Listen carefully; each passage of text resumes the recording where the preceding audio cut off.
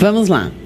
Nós vimos que é preciso analisarmos os ambientes interno e externo para podermos tomar decisões que terão impacto no nosso negócio. Quando nós analisamos o macroambiente, o que nós devemos monitorar? Alternativa A, o ambiente econômico, demográfico, tecnológico, político-legal, sociocultural e natural. Alternativa B, ambiente econômico, demográfico, estrutural, causal, político-legal e sociocultural. Alternativa C, ambiente demográfico, tecnológico, causal, sociocultural e natural. Alternativa D, ambiente tecnológico, causal, sociocultural e natural. Ambiente demográfico, estrutural, tecnológico, político-legal e natural. A nossa resposta correta é a alternativa A. Eu tenho que monitorar no macroambiente os ambientes econômico, demográfico, tecnológico, político-legal, sociocultural e natural. Dando continuidade, nós temos agora o ambiente interno de uma organização. O que eu tenho que olhar nesse ambiente interno? Os clientes. Quem são os clientes? Para que eu determine, para que eu estruture quem são os clientes, é fundamental eu analisar fatores culturais, sociais, pessoais, psicológicos. Então, vamos entender cada um deles junto. Cliente é qualquer um que queira se relacionar com a minha organização, que queira, de alguma maneira, adquirir os produtos ou serviços que eu estou oferecendo. No caso, quando nós estamos falando de marketing pessoal, o meu cliente é toda e qualquer organização que vai querer me contratar, que vai achar que eu sou uma profissional que agrega para aquela organização algo, que leva para a organização novas maneiras de fazer, novas maneiras de ser, novas maneiras de estruturar. Quando nós estamos falando de fatores culturais, é fundamental nós olharmos isso. Por quê?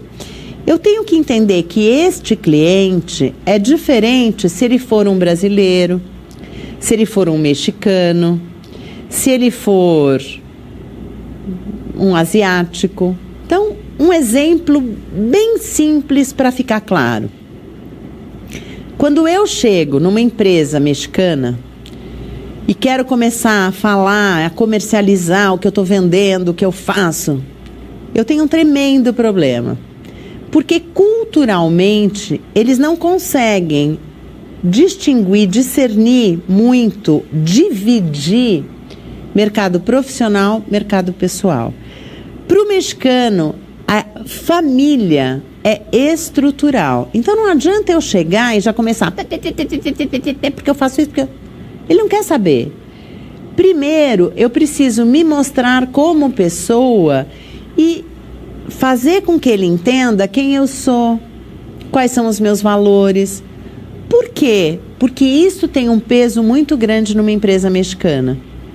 Se eu chego já querendo falar de negócios, vender algum produto ou serviço, sem antes perguntar da família, de quem está me recebendo, perguntar da família, perguntar do cachorro, do filho, do papagaio, do periquito, eu já me queimo de cara. Então, a primeira coisa que nós vemos em escritórios, em locais de trabalho no México, são diversos porta-retratos que trazem o quê? As pessoas que são importantes para aquela pessoa que está nos recebendo. É diferente, por exemplo, se eu for numa empresa americana. Eu vou começar a perguntar das pessoas, da família, da mãe, do pai, a pessoa já vai ficar me olhando meio estranha. Ela vai falar, por que está perguntando? O que isso tem a ver com a estrutura de trabalho? Então, são olhares diferentes que perpassam a cultura, que perpassam a maneira de entender a sociedade, que perpassam a maneira de entender o outro e essas relações. Então, eu tenho que fazer as análises culturais, como também eu tenho que fazer as análises sociais. dentro daquela determinada cultura ou dentro daquele espaço, que tipo de sociedade é? Eu não posso, por exemplo, comparar a sociedade americana com uma sociedade do Congo. São estruturas diferentes de entender o que é importante, estruturas diferentes de entender o que tem valor. Uma sociedade de extremo consumo, o valor vai ser quanto mais eu tenho, mais eu sou. Numa sociedade onde eu ainda tenho um olhar para a terra, um olhar para as tradições, o que vai ser importante é o que eu sou e não o que eu tenho. Então eu tenho essas diferenças que precisam sim ser avaliadas. E eu, enquanto profissional, também preciso saber aonde eu estou inserida nisso. Qual é a cultura que eu vou lidar? De que maneira os fatores sociais implicam nesse processo? Toda a estrutura à minha volta, de que maneira lida com o que é importante e o que não é. Então, eu tenho que analisar isso muito bem para desenhar corretamente o meu cenário interno. Da mesma maneira, fatores pessoais. O que para mim, Heloísa, é importante? O que eu de fato quero? Quais são os meus valores?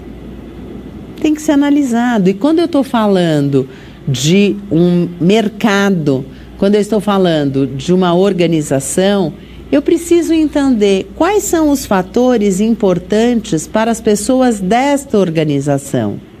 O que esta organização quer para si? Ela quer uma empresa que obtenha lucro a qualquer preço, ou é uma empresa que quer, é evidente, obter lucro, porque se nós vivemos num processo econômico capitalista, eu sou obrigada a olhar para a lucratividade, porque senão nenhuma empresa se sustenta. Mas o que é importante para essa empresa é ter uma lucratividade cuidando do planeta, é ter uma lucratividade sem poluir, é ter uma lucratividade sem matar bichos, sem utilizá-los para testes. Então eu tenho fatores pessoais que precisam ser analisados dentro da organização e eu como profissional, eu como estrutura de produto, que sou eu mesma, que está se vendendo para um cliente, que está se vendendo para o outro. Fatores psicológicos. É importante entender o que eu, Heloísa, tenho como base de vida, como estrutura psicológica máxima. Porque é só me conhecendo que eu consigo transmitir para o outro o que eu sou capaz. Eu sou uma pessoa super ansiosa que vivencia um fator tempo de uma maneira diferente. Tudo eu quero ontem, tudo.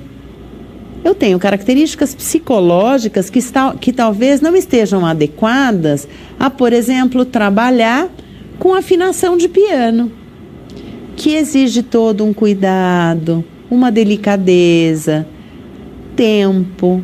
Se eu sou uma pessoa que sou ansiosa, quero tudo ontem, tempo fica comprometido, não é verdade? Então, eu tenho que... olha, o meu fator psicológico me diz que eu sou uma pessoa mais agressiva.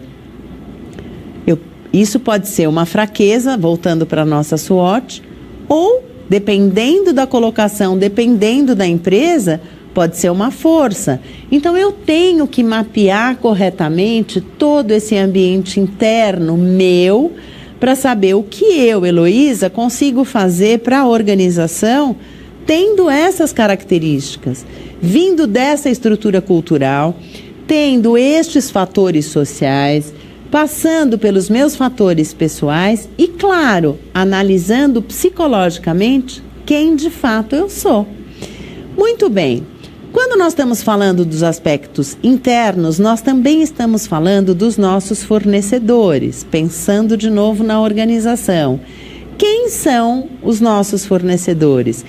Que tipo de relação eu tenho com eles? Eu os trato bem?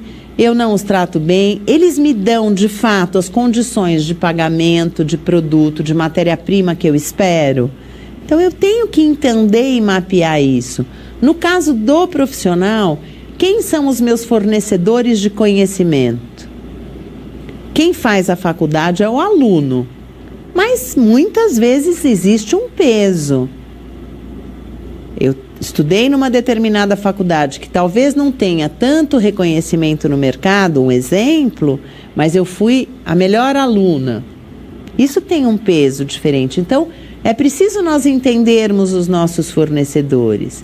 E aí vem um processo que pega.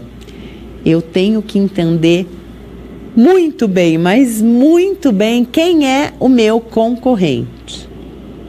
Preciso conhecê-lo. Eu preciso saber qual é a expertise que ele tem, como ele se forma, onde ele se forma, de que maneira, como é que ele é pessoalmente, qual é a implicação dos valores pessoais desse outro profissional dentro de uma organização. É um profissional que faz as coisas licitamente, corretamente ou não? É um concorrente que vai fazer qualquer coisa, passar em cima de qualquer coisa para atingir os seus objetivos. É preciso mapear tudo isso, como também mapear os distribuidores dentro da organização. Como é que eu vou distribuir o meu produto? Como é que eu vou distribuir o meu conhecimento para um profissional dentro do mundo interconectado que nós estamos vivendo? Será que eu só trabalharia no Brasil ou eu posso trabalhar na Itália, no Japão, em Singapura, enfim? Será que eu posso? Por que não? Então, é a maneira de distribuir aquilo que eu consigo fazer. É a maneira de distribuir a expertise que eu tenho. Eu posso fazer isso? Eu falo as línguas necessárias para fazer isso? Eu preciso entender a estrutura de distribuição. Unindo as duas análises, portanto, a análise interna com a análise externa, é o momento que eu tenho o desenho do cenário mercadológico e também da organização. E, através disso, estabelecer as metas, estabelecer um planejamento estratégico fica sempre mais fácil. Podemos aplicar a SWOT na vida profissional? Vimos até agora, em função dos exemplos, que sim, o tempo todo eu posso fazer isso e devo fazer isso. Por quê? Porque isso me auxilia a mapear o mercado profissional. Isso me auxilia a entender em que mercado eu quero atuar. Quais são as ameaças que vão rondar esse mercado? Quais são as oportunidades que esse mercado me traz? Então, eu preciso lembrar que existem problemas externos que vão, claro, poder interferir nas minhas probabilidades de uma melhor colocação. E, por isso, o tempo todo, eu tenho a obrigação de estar monitorando não só o mercado externo, mas o meu mercado interno. E isso é importante. Vamos para a nossa interatividade? Você sabe por que a análise SWOT tem implicações diretas nas decisões que tomamos em relação à nossa carreira? Analise as alternativas a seguir e assinale a correta. Por quê? Alternativa A, ela determina as estratégias que devemos seguir. Alternativa B, ela determina as oportunidades que temos. Alternativa C, ela estabelece metas. Alternativa D, ela analisa processos internos e também mapeia o mercado. Alternativa E, ela direciona o que devemos fazer.